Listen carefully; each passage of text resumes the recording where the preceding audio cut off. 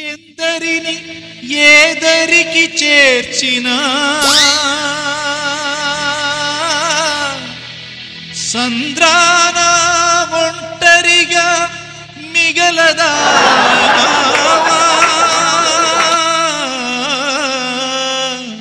ఓ కాలమా ఇది నీ జాలమా. ఏంటి బాబు గారు అలా చూస్తున్నారు? అంత డైలమా ఎంతేను? ఈ రోజు నా శోభనం. తరతరాలుగా యుగ యుగాలుగా మన మగాళ్ళు నాశనం అవుతారని తెలిసి కూడా చేయాలనిపించే ప్రక్రియ ఇది. ఇన్నాళ్ళు పంజరంలో బందీగా ఉన్న చిలక ఈ రోజు పైకి ఎగరాలంటుంది. ఎగిరితే స్వేచ్ఛ దొరుకుతుంది అని అది అనుకుంటుంది. బందీగా ఉండటమే బెటర్ అని నేను అనుకుంటున్నాను. మీరేమంటారు బాబు గారు? మీరేమీ అన్నారు. ఇగో ఇక్కడ ఉన్న ఈ మల్లెపూలు ఇవే మనకి ఉచ్చు బిగించి మన బొచ్చు రాలిపోయేలా చేస్తాయి. ఇవి చూసే మన వాళ్ళంతా ముందుకెళ్తారు. చివరికి వీటినే పైనేసి మోసుకెళ్తారు. అంటే ఇవి మంచం పైన ఉంటే మొదటి రాత్రి, మన పైన ఉంటే చివరి రాత్రి. ఇదిగో అలంకరించారే ఈ గది. బలిచ్చే ముందు మేకని అలంకరించటం, ఈ గదిని అలంకరించటం రెండు ఒకటి. ఈ లైట్ల కాంతి ఆరిపోయే దీపానికి వెలుగెక్కువ అని చెప్పడానికి నిదర్శనం.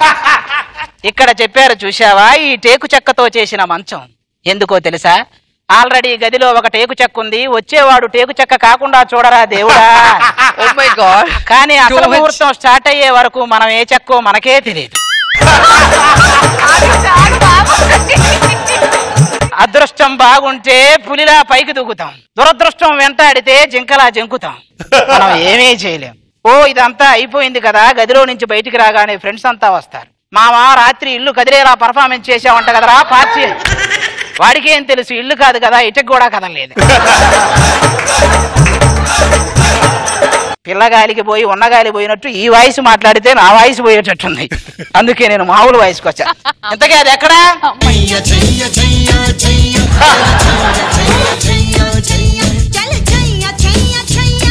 ఏంటి చెయ్య చెయ్య చెయ్య అని వచ్చు అంటే నేనేం చేయను ముందే డిసైడ్ అయ్యా. అయ్యో అలా లేదండి. ఏం చేస్తున్నావు?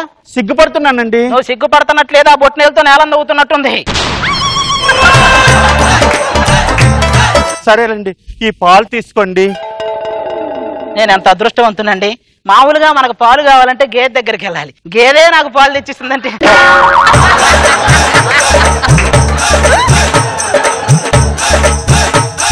పాలు దగ్గర ఒంట్లో వేడి వచ్చేసింది ఒక్కసారిగా. కూల్ డ్రింక్ తీసుకురమ్మంటారా? ఇది ఆ వేడి కాదే, వెనకటికి నీలాంటిదే. పేపర్లో వార్తలు వేడి వేడిగా ఉన్నాయని ఫ్రిడ్జ్ లో పెట్టి చదివిందంట. ఏం చేస్తున్నావు? కాళ్ళు మొక్కడానికి ట్రై చేస్తున్నాను. కాళ్ళు మొక్కే లోపు కామెంట్లు కూడా అయిపోతాయి. ఏమండి today is our first night అని ఫేస్బుక్ లో పెట్టమంటారా? ఎందుకు లైవ్ ఆన్ చేసి స్టూల్ మీద పెట్టు, కామెంట్లు చదువుతూ కంటిన్యూ చేద్దాం. వచ్చే ఏం పెడుతున్నావే? హ్యావింగ్ ఫస్ట్ నైట్ విత్ ఆది సుధీర్ రచ్చర.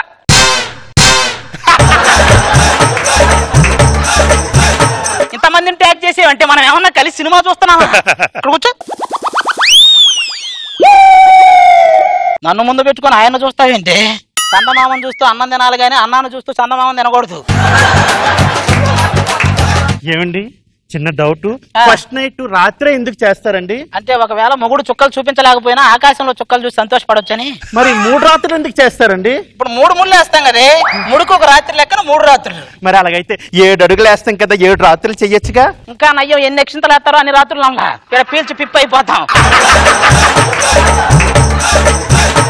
ఏమండి మన రిలేషన్షిప్ ఎలా ఉండాలంటే ద్రావిడ్ లక్ష్మణ్ పార్ట్నర్షిప్ లా ఉండాలండి. నేను ధోని లాంటి ఇన్నింగ్స్ స్లోగా స్టార్ట్ చేసిన ఫినిషింగ్ మాత్రం బ్రహ్మాండంగా ఇస్తాను. అదేమో మీరేం చేస్తారో తెలియదు. తెల్లారేసరికి నా చేతుల్లో బెడ్ ఉండాలి. నేను ఏమన్నా పేపర్ ప్రింట్ చేస్తున్నానంటే ఈ నైట్ ప్రింట్ చేసి రేపు ఉదయానికి సప్లై చేయండి.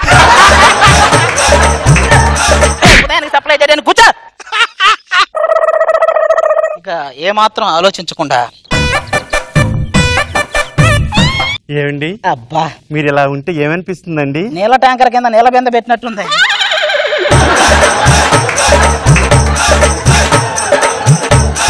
ఎనర్జీ కోసం ఏదన్నా మంచి పాట అయ్యరా ప్లీజ్.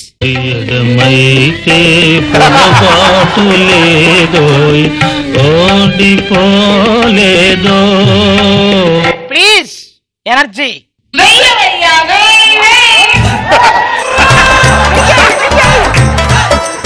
సదా గారే ఎనర్జీ ఇచ్చిన తర్వాత నేను అసలు మాట్లాడను. ఇక ఈ రోజు అయిపోయింది, నువ్వేంటో నేను తెలుస్తా.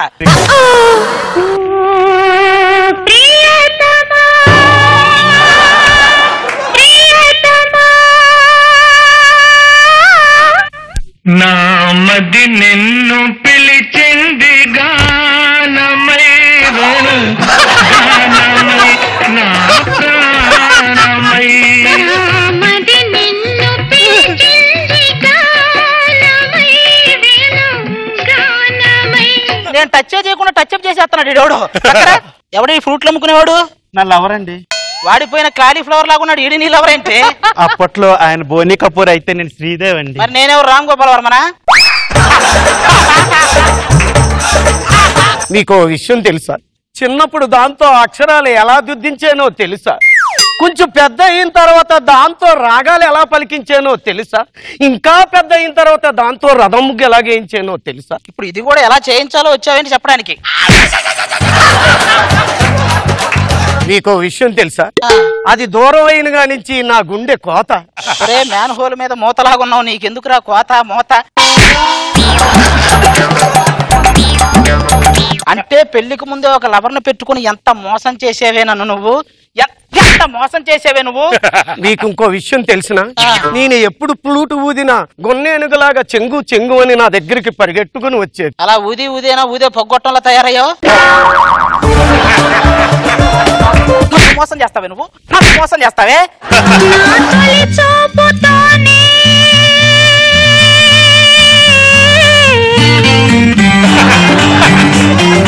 నింగిని నేలకు వంచిన చెక్కిట చిరు చుక్కగా ఉండిపోనా, అల్లుకుపోయిన ఆశల ముంగిట తొలి మొగ్గులే దిక్కుకోనా.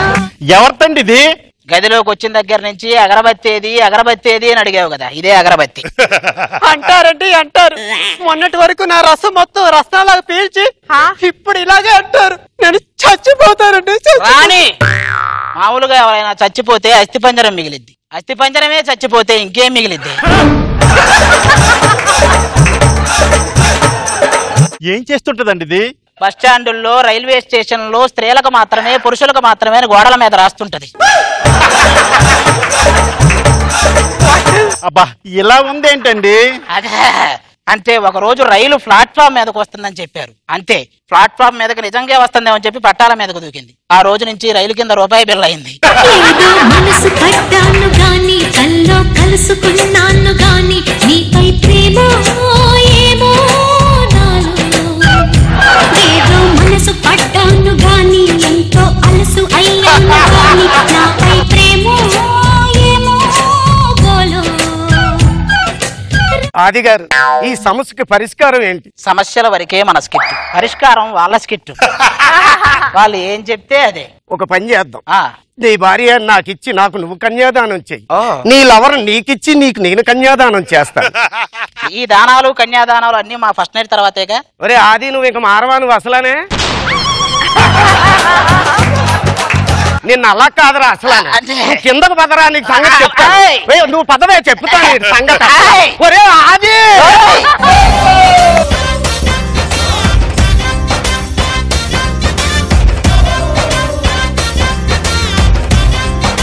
ఆ టేక్ ఆఫ్ ఏంటి అసలు? పంచలేదు పంచున్నా, నేను తేరుకోలేకపోయాను. ఇంకా ఆపు చాలు అనే పరిస్థితి వచ్చింది. రోజా గారు ఎలా ఉంది స్కిట్? నవ్వుతూనే ఉండాలి. ఆది స్టార్టింగ్ నుంచి లాస్ట్ వరకు కడుపుబ్బ నవ్విస్తాడు. నిజంగానే మీకు తీర్పు కావాలా? అంటే సమస్యల వరకే మన స్కిట్, పరిష్కారాలు మీకు వదిలేసాం.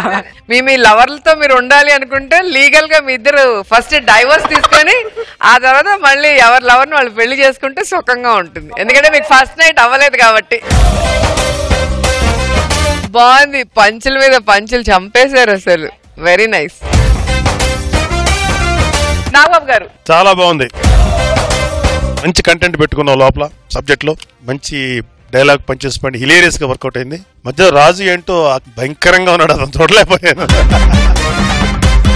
బాగుంది అది, వెరీ గుడ్.